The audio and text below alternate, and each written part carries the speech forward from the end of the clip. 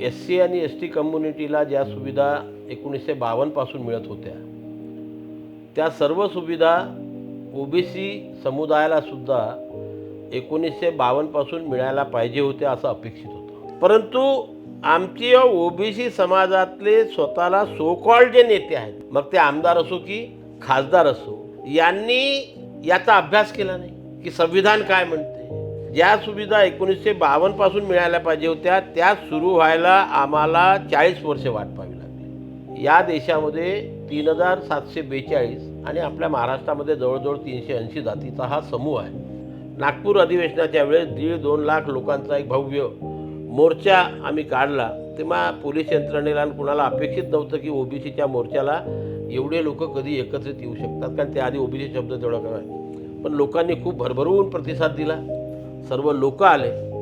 त्याचा परिणाम असा झाला की सरकारला आम्हाला एक स्वतंत्र OBC मंत्रालय द्यावं लागलं। आम्ही या सर्व समाजाला मदत करण्याचा नेहमी आमचा प्रयत्न असतो, मग तो शेड्यूल कास्ट समाज असो, शेड्यूल ट्राईब असो, मराठा समाज असो, कुठेही असो।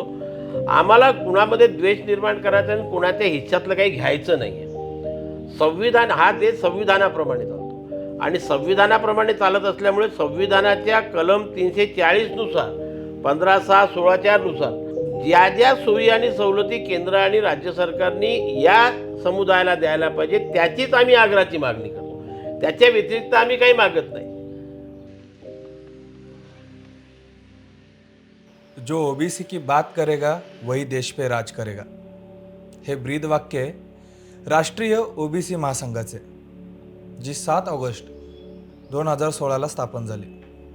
जवळपास 6-7 वर्षामध्ये या महासंघाने जी कामगिरी केली आणि ज्या पद्धतीने कार्य केले त्याची दखल महाराष्ट्रच नाही तर देशभर घेण्यात आली।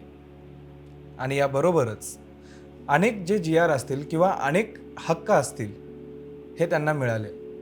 यामागची ठोस भूमिका ज्यांनी मांडली आणि आजही या कार्यामध्ये सक्रिय पद्धतीने कार्य करतायत असे डॉक्टर बबनराव तायवाडे सर यांच्याशी आज आपण आपल्या अनकट संवादच्या विचार मंचावरती संवाद साधणार आहोत।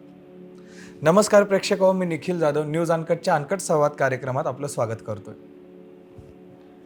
सर नमस्कार। नमस्कार, जय OBC।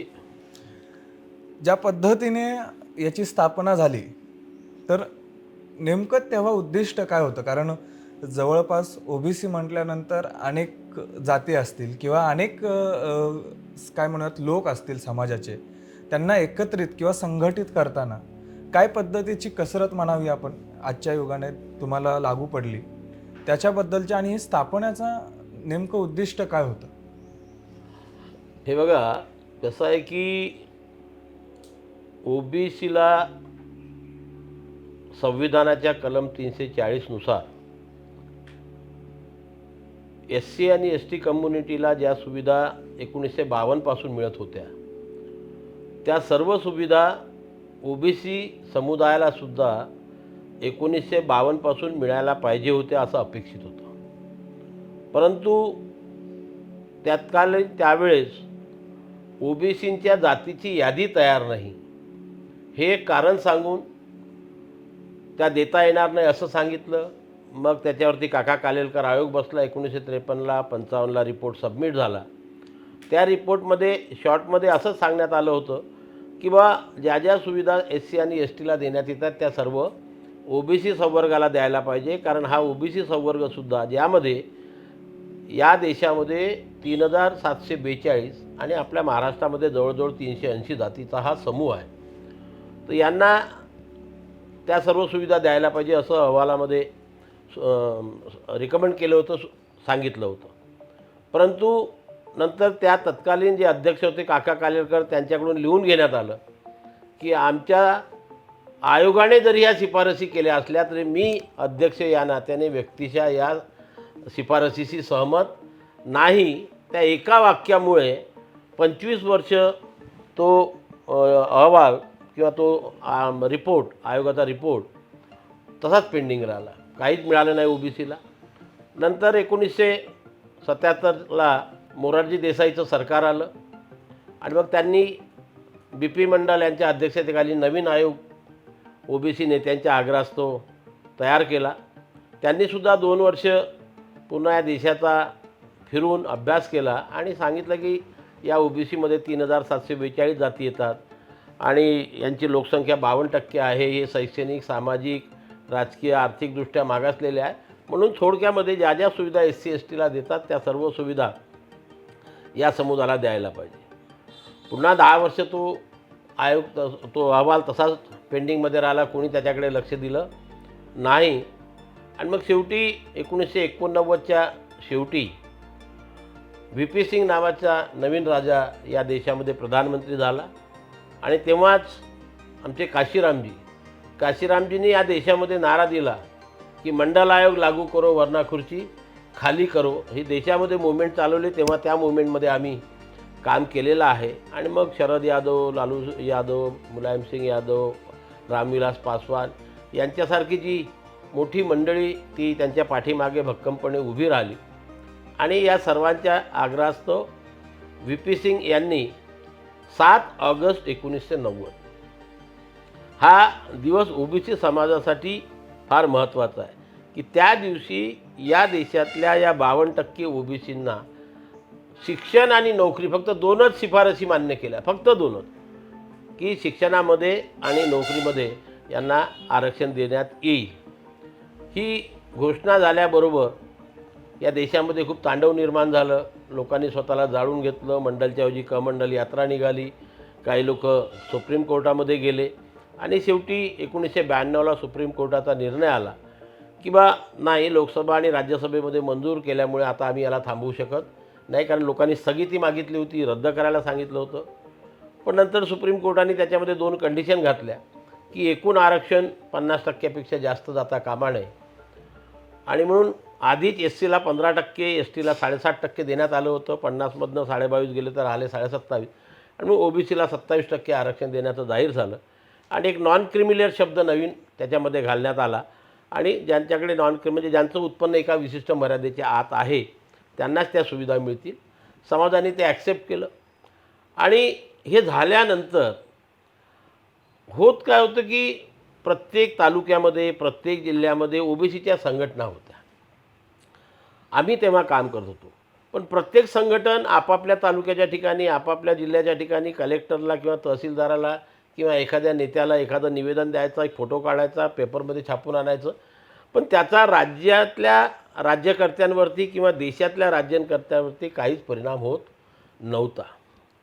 आणि मग याचा अभ्यास केल्यावर आम्ही सर्व लहान ज्या संघटना होत्या त्या 2015च्या तेवढ्यामध्ये आमची हिंमत एवढी वाढून गेली. त्या एका मागणी मान्य झाल्यामुळे आम्ही लगेच नागपूरला हिवाळी अधिवेशन असतं 8 डिसेंबरला, मग आम्ही त्याच ठिकाणी निर्णय घेतला की 8 डिसेंबरला आपण मोर्चा काढायचा. त्याच्या आधी आम्ही काय केलं होतं की जेव्हा आम्ही सर्व संघटना एकत्रित आलो, आम्ही एक काम केलं की आम्ही सर्व लोकांनी एकत्रित बसून राज्य सरकारने आम्हाला काय काय द्यायला पाहिजे, केंद्र सरकारने आम्हाला काय काय द्यायला पाहिजे, ज्या संविधानाच्या कलम 340नुसार नुसतं आरक्षण नाही, आरक्षणाच्या व्यतिरिक्त ज्या ज्या सोयी आणि सवलती राज्य आणि केंद्र सरकारने या OBC संवर्गाला पूर्ण देशात आणि राज्यात द्यायला पाहिजे, त्याचा आम्ही अभ्यास केला. आणि त्याची एक यादी तयार केली आम्ही की महाराष्ट्र सरकारकडून आम्हाला काय मागायला पाहिजे, केंद्र सरकारकडून आम्हाला काय मागायला पाहिजे. त्या मागण्यांची आम्ही यादी तयार केली आणि त्या मागण्या घेऊन आम्ही 8 डिसेंबर 2016ला नागपूर अधिवेशनाच्या वेळेस 1.5-2 लाख लोकांचा एक भव्य मोर्चा आम्ही काढला. तेव्हा पोलीस यंत्रणेला कुणाला अपेक्षित नव्हतं की OBCच्या मोर्चाला एवढे लोक कधी एकत्रित येऊ शकतात, कारण त्याआधी OBC शब्द तेवढा कमी आहे. पण लोकांनी खूप भरभरून प्रतिसाद दिला. सर्व लोक आले. त्याचा परिणाम असा झाला की सरकारला आम्हाला एक स्वतंत्र OBC मंत्रालय द्यावं लागलं की जे 2016च्या पूर्वी या महाराष्ट्रामध्ये नव्हतं आणि अजूनही केंद्रामध्ये नाही आहे. पण तेव्हाचे तत्कालीन मुख्यमंत्री देवेंद्रजी फडणवीस यांनी ती आमची मागणी मान्य केली आणि 2016पासून आपल्या या महाराष्ट्रामध्ये OBC मंत्रालय म्हणजे 17ला सुरू झालं, कारण ते आमचा 16 डिसेंबरचा मोर्चा होता. 17पासून या महाराष्ट्रामध्ये स्वतंत्र OBC मंत्रालय सुरू झालं. ऐतिहासिक वारसा लाभलेला मराठ मुलूक महाराष्ट्र. या महाराष्ट्राला विविध रंगी छटा आहेत. साहित्य, कला, पर्यटन, नृत्य, भाषा, संत परंपरा, अशा विविधतेने तो नटलेला आहे. हीच गौरवशाली विविधता जपत स्वरंग मराठी केवळ महाराष्ट्राच्या सांस्कृतिक संहितेपुरते मर्यादित न राहता समकालीन नवकल्पनांवर आधारित कार्यक्रमांद्वारे मराठी मनोरंजन विश्वात स्वतःची एक अनोखी जागा निर्माण करत आहेत. मराठी मनोरंजन क्षेत्रातील उत्तम दिग्दर्शक, लेखक आणि निर्मात्यांच्या प्रतिभेचा पुरेपूर वापर करून मनोरंजनाचा आगळा वेगळा रंग उधळण्यास आम्ही सज्ज आहोत. स्वरंग मराठीचे उद्दिष्ट मराठी मनोरंजन क्षेत्रामध्ये मनोरंजनाची वहिवाट सोडून रूढीवादी पद्धती तोडून मनोरंजनाचा समृद्ध अनुभव प्रदान करून देण्याचा आहे. म्हणूनच यात विविध पद्धतीचे मनोरंजक आणि माहितीपूर्ण कार्यक्रम स्वरंग मराठीवर बघता येतील. शेवटी एकच, धकाधकीच्या जीवनात धांगडधिंगा करण्यापेक्षा बसूया, हसूया, गाऊया, जगूया. नाती गोती श्रावण मोती गावामधले जीवंत रंग. नाती गोती श्रावण मोती गावामधले जीवंत रंग. चला जोडूया, चला पाहूया, जशी संस्कृती तसा स्वरंग. 7 ऑगस्ट 2017ला आम्ही दिल्लीला अधिवेशन घेतलं ठरल्याप्रमाणे. आम्ही जेव्हा ते अधिवेशनाची तयारी सुरू केली, लोक पुन्हा आम्हाला म्हणायचे की बघ आपण कधी दिल्ली पाहिली नाही, दिल्लीमध्ये कसं अधिवेशन करणार, काय करणार. आम्ही म्हटलं बरोबर, होणार म्हणजे होणार. आणि दिल्लीचं सुद्धा अधिवेशन आम्ही कॉन्स्टिट्यूशन क्लबमध्ये घेतलं. एवढं सक्सेस झालं की सर्वच पक्षाचे केंद्रीय मंत्री, भाजपचे, तेव्हा भाजप सत्तेमध्ये होतं, भाजपचे मंत्री आले, काँग्रेसचे लोक आले, जनता दलाचे लोक आले. ज्यांना ज्यांना ओबीसी विषयी तळमळ आहे ती सर्व मंडळी त्या ठिकाणी आले. तत्काल त्यावेळेचे गृहमंत्री हंसराजजी अहिर, आमच्या चंद्रपूरचेच आहेत, ते आमचे स्वागताध्यक्ष होते. अधिवेशनाचा इम्पॅक्ट एवढा झाला की लगेच केंद्र सरकारने आमचं national commission for backward classes जे आहे, ज्याला संविधानिक दर्जा नव्हता, तो संविधानिक दर्जा बहाल केला आणि नॉन क्रिमिनलची मर्यादा 6 लाखावरून 8 लाख केली. पुन्हा आमच्या लोकांची हिंमत वाढली की आपण एकत्रित आलो आणि आपण आपली शक्ती दाखवली तर सरकारला आपल्याला काही ना काहीतरी द्यावं लागतं. याच्याकरता द्यावं लागतं की आमच्या मागण्या ह्या संविधानिक होत्या. जयदत्त सर्व पक्षाच्या मोठ्या मोठ्या नेत्यांना आम्ही बोलून आले. महत्त्वाचं म्हणजे कसं की सर्व मंडळी आली आणि आम्ही त्या सर्व मंडळीसमोर सांगितलं की साहेब, हा ओबीसी समाज ज्याची लोकसंख्या आज जवळजवळ 60% आहे. संविधानाच्या 340 कलमानुसार आम्हाला आजपर्यंत या सुविधा मिळायला पाहिजे होत्या, परंतु मिळाल्या नाही. आपण सर्व पक्षाचे लोक या ठिकाणी बसलेले आहात. आपल्या सर्वांना आमची विनंती आहे की आमच्या या ओबीसी समाजाला संविधानानुसार जे जे द्यायला पाहिजे ते आपण द्यायला पाहिजे. ज्याच्यामध्ये प्रामुख्याने की एक महाज्योती नावाची संस्थाची आम्ही मागणी केली, 1ली ते 10वीची स्कॉलरशिपची मागणी केली, आर्थिक विकास महामंडळाला जास्तीत जास्त मदत करावी ही मागणी आम्ही केली. अशा 22 मागण्या त्यावेळेस आम्ही त्यांच्यासमोर महाराष्ट्र सरकारपुरत्या मांडल्या होत्या. आणि केंद्र सरकारच्या याच्यामध्ये की ओबीसीची जनगणना करण्यात यावी, केंद्रामध्ये स्वतंत्र मंत्रालय करण्यात यावं, महात्मा फुले आणि सावित्रीबाई फुलेंना भारतरत्न बहाल करण्यात यावं, न्यायालयीन संस्थेमध्ये डिस्ट्रिक्ट कोर्टापासून हायकोर्टापर्यंत सुप्रीम कोर्टापर्यंत आरक्षण लागू करण्यात यावं, विधानसभेत लोकसभेमध्ये आरक्षण लागू करण्यात, अशा मागण्या आम्ही त्या ठिकाणी मांडल्या. त्याचा इफेक्ट असा झाला की महाराष्ट्र शासनाने लगेच आम्हाला 5 GR काढून दिले. महाज्योती नावाची संस्था स्थापन करून दिली. ज्या महाज्योती नावाची संस्था स्थापन केल्याबरोबर मागच्या 4 वर्षामध्ये तुम्हाला सांगतो की जे पूर्व ओबीसी समाजाचे 10वा वर्ग पास होतात, ग्रामीण भागातले गोरगरिबांचे, आणि ज्यांना इंजिनियर मेडिकल व्हायची इच्छा असते पण 2.5-3 लाख रुपये ट्युशन फी देऊ शकत नाही, अशा विद्यार्थ्यांसाठी JEE आणि नीटचं फ्री कोचिंग आम्ही सुरू केलं. मला सांगताना आनंद वाटतो आज या ठिकाणी तुम्हाला की यावर्षी आमच्याकडे ओबीसी समाजाच्या 50,000 पोरांनी महाज्योतीकडे अर्ज केलेला आहे. आम्ही 2,000 पोरांना UPSCचं ट्रेनिंग, 2,000 पोरांना MPSCचं ट्रेनिंग, 20 पोरं आता पायलट होत आहेत ओबीसी समाजाचे, 50,000 पोरांना सॉफ्ट स्किलचं ट्रेनिंग आम्ही देतो. बाकी PhD जे करून राहिले ओबीसी VJNT SBC समाजाचे पोरं, त्यांना 40,000 रुपये महिना फेलोशिप देत आहोत. ह्या योजना ज्या 1952 पासून सुरू व्हायला पाहिजे त्या मिळवण्याकरता आम्हाला 70 वर्षे वाट बघावी लागली आणि राष्ट्रीय ओबीसी महासंघाच्या संघर्षामुळे राज्य सरकारला ते सुरू करावी लागले. 1ली ते 10वी स्कॉलरशिप सुरू झाली.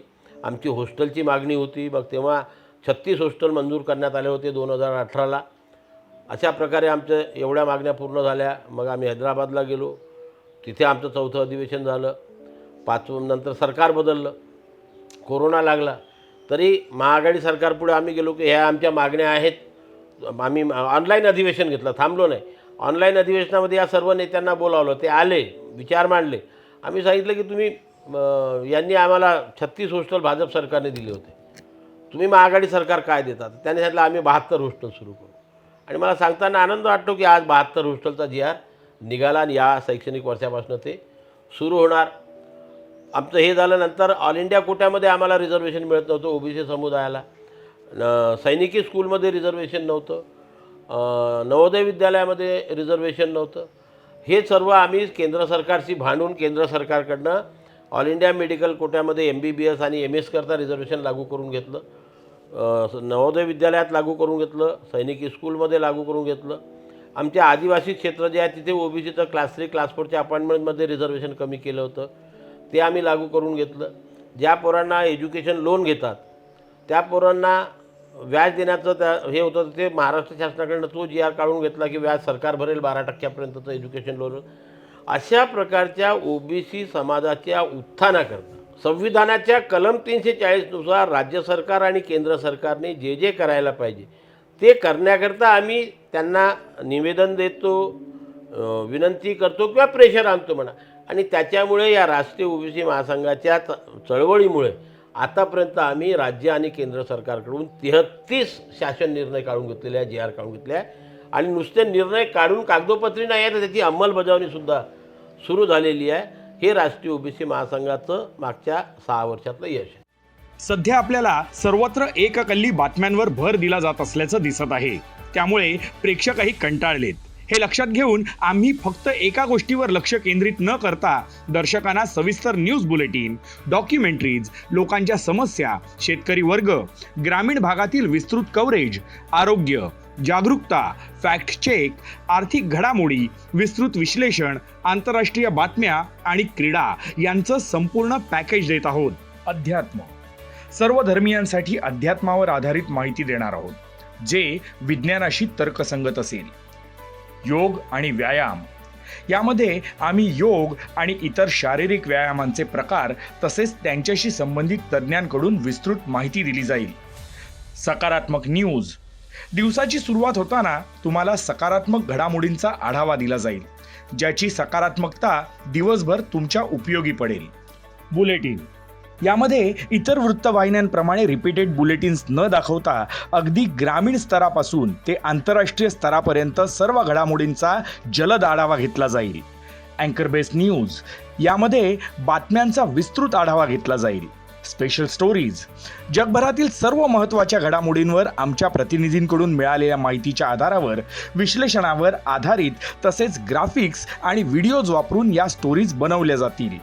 डॉक्युमेंटरी, यात इतिहास किंवा वर्तमानात घडलेल्या मोठ्या घटना, विलुप्त होत चाललेल्या प्रजाती, संस्कृती यांच्यावर आधारित डॉक्युमेंटरीज असतील. अर्थविश्व, यामध्ये भारतीय व जागतिक उद्योगांशी संबंधित घडामोडी, भारतीय आणि जागतिक शेअर मार्केट, तज्ज्ञांकडून आर्थिक विश्लेषण यांचा समावेश असेल. Get tech, mobiles, laptop, electronics devices तसेच नवीन तंत्रज्ञान याविषयी सविस्तर माहिती दिली जाईल, जेणेकरून अशा वस्तू खरेदी करण्यास तुम्हाला सोपे जाईल. धन्वंतरी, आरोग्याशी संबंधित बाबी, रोग, आजार या विषयांवर संबंधित तज्ज्ञांकडून विस्तृत माहिती तुम्हाला पाहायला मिळेल. कृषी विश्व, कृषी संबंधित असलेले नवीन तंत्रज्ञान, त्याचा शेतीतील वापर, पिकांसंबंधी समस्या, बाजारभाव, कृषी तज्ज्ञांचे सल्ले यासारखी परिपूर्ण माहिती शेतकऱ्यांना मिळेल.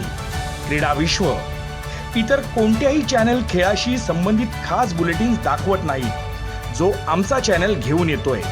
अगदी ग्रामीण भागातील खेळांपासून ते आंतरराष्ट्रीय खेळापर्यंत सर्व घडामोडी तुम्हाला येथे पाहायला मिळतील. आपलं संविधान, विविध कायदे तज्ज्ञांकडून दैनंदिन जीवनातील तेज प्रसंग, प्रॉपर्टी, तुमचे संविधानिक हक्क, राजकीय पेच प्रसंग यासंबंधी माहिती प्रेक्षकांना पाहायला मिळेल. अनकट कट्टा, आमच्या स्टुडिओमध्ये विविध क्षेत्रांशी संबंधित खास व्यक्तींसोबत संवाद साधला जाईल. लोकमंथन. तुमच्या गल्लीत, तुमच्या गावात, तुमच्या शहरात आम्ही थेट येऊन तुमच्याशी संवाद साधू. तुमचे प्रश्न, समस्या सरकारपर्यंत पोहोचवण्याचा प्रयत्न करू. तुमच्या विचारांना आम्ही व्यासपीठ देऊ. पप्या या माध्यमातून आमचा प्रतिनिधी तुमच्या दारापासून ते अगदी चौकाचौकांमधील समस्यांना वाचा फोडेल. भ्रष्ट अधिकारी असो वा कर्मचारी, सर्व मुद्द्यांना हात घातला जाईल. Fact check. यातून आम्ही तुम्हाला दाखवू बातमी मागची सत्यता. Viral video. नावाप्रमाणेच सोशल मीडियावरील व्हायरल झालेल्या मनोरंजक व्हिडिओज दाखवल्या जातील. अशा प्रकारे आम्ही आमच्या प्रेक्षकांना संपूर्ण पॅकेज देत आहोत, जे नेहमीच्या वृत्तवाहिन्यांपेक्षा वेगळे असेल.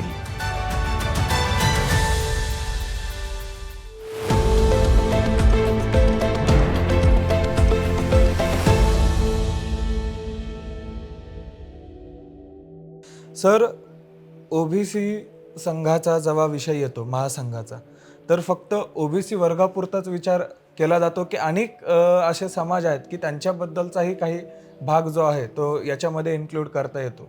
तर या दोन्ही दृष्टिकोनाकडे एक सामाजिक कार्यकर्ते म्हणून आपण कशा दृष्टिकोनातून पाहता?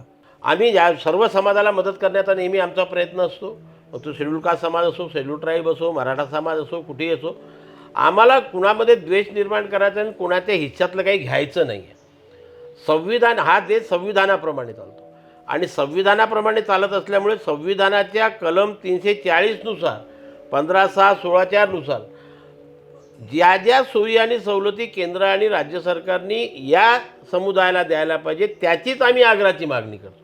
त्याच्या व्यतिरिक्त आम्ही काही मागत नाही. म्हणून संविधानिक मागण्या आहेत आमच्या आणि आमचा हा डिमांड बेस ऑर्गनायझेशन आहे. आम्हाला याच्यातनं काही नेते घडवायचे नाही किंवा हे करायचं नाही. समाजाला ज्या सुविधा 1952 पासून मिळायला पाहिजे होत्या ओबीसी समाजाला, त्या केंद्र आणि राज्य सरकारने द्याव्या ही आमची आग्रहाची मागणी. मुळात अनेक नेते जे आहेत ते ओबीसी समाजातून निवडून जातात आणि पुढे गेल्यानंतर ते त्यांचं प्रतिनिधित्व करतात. या प्रतिनिधित्व जे करतायत त्याकडे आपण कोणत्या दृष्टिकोनातून पाहता? नाही बघा, कसं झालं आहे की मी मगाशी जे बोललो किंवा आमचं जे चिंतन आहे, मी सुरुवातीला तुम्हाला म्हटलं की 1952 पासनं या ओबीसी समाजाला, SC आणि ST समाजाला ज्या सोयी सवलती केंद्र आणि राज्य सरकार देते त्या सर्व सोयी आणि सवलती ओबीसी समाजाला मिळणं हे अपेक्षित होतं आणि मिळायलाच पाहिजे होत्या. परंतु आमची ओबीसी समाजातले स्वतःला सो कॉल्ड जे नेते आहेत, मी सो कॉल्ड शब्द वापरतो, मग ते आमदार असो की खासदार असो, यांनी याचा अभ्यास केला नाही की संविधान काय म्हणते, या ओबीसी समाजाला काय मिळायला पाहिजे. मी जसं तुम्हाला सांगितलं की ज्या सुविधा 1952 पासून मिळायला पाहिजे होत्या त्या सुरू व्हायला आम्हाला 40 वर्षे वाट पाहावी लागली. की 1992-93ला तो GR मिळाला. जरी 7 ऑगस्ट 90ला लोकसभा आणि राज्यसभेत मंजूर झाल्या तरी प्रत्यक्षात त्याची अंमलबजावणी 93 पासून सुरू झाली. हा जो 40 वर्षाचा काळ गेला, त्या 40 वर्षाच्या कालावधीमध्ये ओबीसी शब्द हा डिक्शनरीत नव्हता तरी म्हटलं तरी चालेल. खरी ओळख 7 ऑगस्ट 1990 पासून झाली, 27% आरक्षण लागू झाल्यावर. आणि म्हणून या कालावधीमध्ये ओबीसींच्या न्याय हक्काविषयी जे काही बोलणारे नेते होते ते बोटावर मोजण्यालायक होते. बाकीच्या मंडळींनी जरी ते ओबीसी समाजातले होते परंतु त्याचा अभ्यास केला नाही. ही चळवळ फक्त तामिळनाडू, बिहार, आंध्र प्रदेश, तेलंगणा या राज्यामध्ये मोठ्या प्रमाणामध्ये होती. पण आपल्या महाराष्ट्रामध्ये आपण स्वतःला पुरोगामी महाराष्ट्र जरी म्हणत असलो तरी या पुरोगामी महाराष्ट्रामध्ये जी ओबीसी समाजाची नेते मंडळी होती त्यांनी स्वतःला कधी ओबीसी समजून घेतलं नाही. 2-4 नेते जाऊ द्या, म्हणजे गोपीनाथ मुंडे होते किंवा छगन भुजबळ होते, ही 2-4 मंडळी जर आम्ही सोडली महाराष्ट्रातली, नाना पटोले त्याच्यामध्ये आहे की सुरुवातीपासून ते स्वतःला ओबीसी समजून ओबीसी चेहरा म्हणूनच वागतात. नंतर विजय वडेट्टीवार तयार झाले असे. आता पण अपेक्षा ही आहे की जर सभागृहामध्ये 288 पैकी 150 लोक आमच्या ओबीसीचे आहेत तर त्या 150ही ओबीसी लोकांनी ओबीसींच्या हक्कासाठी भांडलं पाहिजे. ती जागरूकता आज ओबीसी समाजामध्ये नाही आहे किंवा लोकप्रतिनिधीमध्ये नाही आहे. जे लोक ओबीसीच्या हक्काची मागणी करतात त्याला जो प्रतिसाद इतर लोकांकडून मिळाला पाहिजे तो मिळत नाही आणि म्हणून ओबीसी हा कायमचा दुर्लक्षित राहिलेला आहे. परंतु आता राष्ट्रीय ओबीसी महासंघाने ही जी मुवमेंट सुरू केली तेव्हापासून आता कमीत कमी ओबीसी समाजातली जी नेते मंडळी आहे, आमदार आहे, खासदार आहे, ते समजून घ्यायला लागलेले आहे, विरोध करत नाही. आणि कधीकधी आता ते पण सुद्धा ओबीसी समाजाच्या हक्कासाठी सभागृहामध्ये बोलायला लागलेले आहे. ही आमच्याकरता एक पॉझिटिव्ह घंटी आहे की हा भूतकाळ जाऊ पण भविष्यामध्ये ओबीसीला न्याय मिळेल अशी अपेक्षा आता आम्ही या जे लोक बोलायला लागले आहे, पुढे यायला लागले आहे, आमच्या व्यासपीठावर विचारपीठावरती यायला लागले की जी मंडळी कालपर्यंत आमच्या विचारपीठावर येत नव्हती, आज ते बोलावल्याबरोबर येतात, पॉझिटिव्हली बोलतात, आम्ही तुमच्या मागण्या मांडू, मिळवून देऊ असं बोलायला लागले. आणि बोलल्यावरती मग त्यांचं ते कमिटमेंट त्यांना कुठं ना कुठेतरी पूर्ण करावं लागते. ही एक पॉझिटिव्ह सिस्टम आता एक सुरू व्हायला लागली. मुळात ओबीसी समाजाला एक ठोस पाया किंवा एक ठोस नेतृत्व हे आपल्या अध्यक्षतेखाली लाभतंय असं म्हणायला नक्कीच वाव आहे. आणि सर, आपल्याला पुढच्या भागातही जो आहे तो संवाद असाच चालू ठेवायचा आहे आणि पुढच्या भागात आपण एकंदरीत अनेक मुद्द्यांवरती, अनेक प्रश्नांवरती जो आहे तो संवाद करणारच आहोत. फक्त जाता जाता एक प्रश्न या भागात आपल्याला विचारावासा वाटतो की जेव्हा डॉक्टर बबन तायवाडे हे राष्ट्रीय ओबीसी महासंघाचे अध्यक्ष म्हणून कार्यभार पाहतात, तेव्हा हा वैयक्तिक प्रश्न आहे थोडासा, तेव्हा ते कुटुंबाकडे कोणत्या दृष्टिकोनातून पाहतात? कारण मुळात काय होतं, एक व्यक्ती जेव्हा या कार्यामध्ये उतरते किंवा चळवळीमध्ये उतरते तेव्हा त्याला संपूर्ण लक्ष जे आहे ते फक्त त्या सामाजिक कार्यासाठी घालवावं लागतं किंवा द्यावं लागतं. मग तुमचं कुटुंब याकडे कशा पद्धतीने पाहतंय हे प्रेक्षकांना जाता जाता आपण सांगूयात. हे बघा, माझं संपूर्ण कुटुंब हे सुरुवातीपासून आतापर्यंत आजतागायत माझ्यासोबत आहे. की माझी मिसेस तीसुद्धा आज एका कॉलेजला प्राचार्य आहे. आमचं लग्न झाल्यापासूनच मी सुरुवातीपासून सामाजिक चळवळीमध्ये आणि राजकीय क्षेत्रामध्ये काम करत होतो. कामगार क्षेत्रामध्ये काम, वेगवेगळ्या क्षेत्रामध्ये, सहकार क्षेत्र, कामगार क्षेत्र. आणि त्याच्यापासून सुरुवातीपासूनच आम्ही घरामध्ये 24 तास कधीच दिलेले नाही. की सकाळी 7 वाजतापासून, म्हणजे आमच्या तेव्हाची सुरुवात अशी होती की सकाळी 6 वाजतापासून रात्री 10 वाजेपर्यंत मी घराच्या बाहेर राहत होतो. ती घरी राहत होती, नंतर ती नोकरीमध्ये आल्यावर ती बाहेर राहत होती. पण त्यांनी मला कधीही कुठल्या कामापासून हे करू नका असं म्हटलं नाही. माझा मुलगा ऑर्थोपेडिक डॉक्टर आहे, सुनबाई रेडिओलॉजिस्ट आहेत, माझा दुसरा मुलगा वकील आहे, आई माझ्यासोबत असते, माझे भाऊ आहेत, सर्व आहेत. पण मला कोणी तुम्ही हे काम करू नका की याच्यामुळे आम्हाला त्रास होतो असं कोणी म्हटलं नाही. शेवटी कसं असते की एक चांगलं घरी ज्या सुविधा पाहिजे त्या आपण दिल्यानंतर आणि घरचा माणूस हा चांगलं काम करतो हे जेव्हा घरातल्या प्रत्येक कुटुंबाच्या सदस्याचं मत होतं तेव्हा आपल्याला काही अडचण जात नाही. मला अजूनपर्यंत कधीही कुठली अडचण जात नाही. माझं पूर्ण कुटुंब माझ्यासोबत असते. आज वेल सेटल फॅमिली आहे माझी, त्याच्यामुळे मला बाकीची ज्याला काय म्हणतो इकॉनॉमिकल किंवा कुठलीही चंचल नाही. मला चांगली पेन्शन मिळते, बायको नोकरीवर आहो, मुलं नोकरीवर असो. त्याच्यामुळे मला सामाजिक काम करण्याची आधीपासून आवड आहे. त्याच्याकरता जेवढे काही पैसे खर्च करावे लागतील खर्च करण्याची माझी मानसिकता आणि क्षमता आहे, दोन्ही आहे. म्हणजे एक तर पैसा असून मानसिकता पाहिजे खर्च करायची किंवा क्षमता, माझ्याकडे दोन्ही आहे. आणि आवड आहे की माझ्या एवढूच्या याच्यामुळे जर समाजाला एवढं मिळतं आहे. शेवटी कसं असते की बघा, राहायला एक चांगलं घर पाहिजे, फिरायला गाडी पाहिजे आणि चांगलं कुटुंब पाहिजे, ते माझ्याकडे आहे. त्याच्यामुळे मी फार समाधानी माणूस आहो. मला काही याच्यापुढे जास्त करायचं पण आपल्या या आयुष्यात, कारण आम्ही शेवटी आदर्श कोणाचा घेतला आहे? आम्ही आदर्श घेतलेला आहे फुले शाहू आंबेडकर, शिवाजी महाराज, पंजाबराव देशमुख, ज्यांच्या संस्थेमध्ये मी 40 वर्ष नोकरी केली. माझी जाऊ सावित्रीबाई फुले, अहिल्याबाई होळकर, फतिमा शेख, राजसंत तुकडोजी महाराज, संत गाडगे बाबा, बाबासाहेब आंबेडकर, या सर्वांचे आदर्श आमच्यासमोर की त्यांनी काहीतरी केलं म्हणून आज आम्ही बोलून तर राहिलो तुमच्यासमोर. त्यांनी जर काही केलं नसतं तर आज आम्ही कुठली तरी शेतामध्ये वखर राहिलेलो असतो. म्हणून आम्ही त्यांच्या एवढं तर काम नाही करू शकत, पण एक 2% 3% जरी केलं आणि त्याच्यामुळे समाजाचा फायदा होत असेल तर का करू नये. मी जसं आता तुम्हाला सांगितलं की महाज्योती नावाची सारखी एक चांगली संस्था राष्ट्रीय ओबीसी महासंघाच्या प्रयत्नाने सुरू झाली. आज 72 हॉस्टेल यावर्षीपासून सुरू होणार. आणखी सर्व योजना जर मी तुम्हाला सांगितली की 33 शासन निर्णय निघाले, हा फार मोठा आनंद आमच्या मनाला आणि आमच्या सर्व सदस्यांना आहे.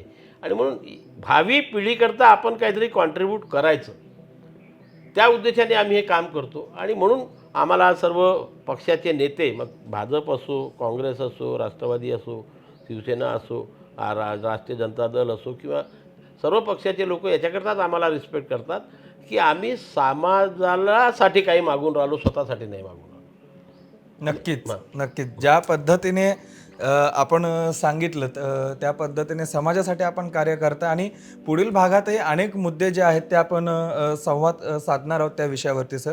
आणि पुढील भागातही आपण हा वेळ द्यावा अशी मी आपल्याला विनंती करतो. नक्की आणि नक्की प्रेक्षक हो, न्यूज अनकटच्या अनकट संवाद या कार्यक्रमाच्या पुढील भागात देखील डॉक्टर बबनराव तायवाडे आपल्याबरोबर संवाद साधणार आहेत. तोपर्यंत तुम्ही पाहत राहा न्यूज अनकट, बातमी जशीच्या तशी.